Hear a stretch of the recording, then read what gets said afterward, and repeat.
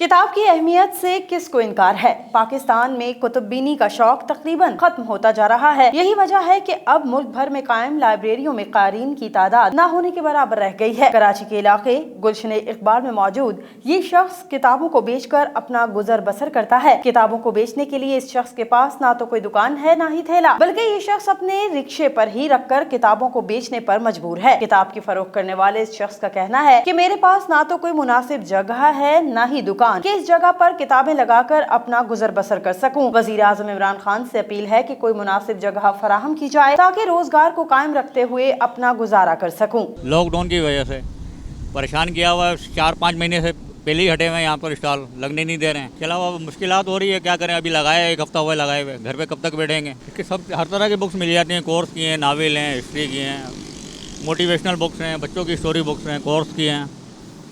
लोगों को सहूलत है इसके अंदर बहुत, कहीं जाना नहीं पड़ता, करीब के करीब चीज़ें मिल जाती हैं, आधी कीमत में मिल जाती हैं। रक्शे में लगाने वाला मकसद ये है कि अंदर लगाने नहीं दे रहे हैं लॉकडाउन की वजह से। उससे पहले भी हटे हुए हैं। कोई ऐसा हो, कोई परमिट जगह दी जाए।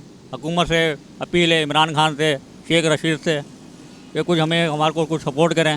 ये पूरी मार्केट है किताबों की, कोई सपोर्ट नहीं देते हैं, तालीम को आम नहीं कर रहे हैं ये लोग। 20 साल हो गए, 20 साल अभी तक कोई जगह नहीं मिली परमिट। जिसका जो दिल चाहता है वो यहाँ से हटवा देता फौरन। किताब फरोख्त करने वाले शख्स का कहना है कि इंतजामिया का जब दिल चाहता है यहाँ से निकाल देती है, जिसके बायस मुश्किलात का सामना करना पड़ता है। कैमरामैन हमजा शेख के साथ हादिया नाज, DNN न्यूज़, कराची।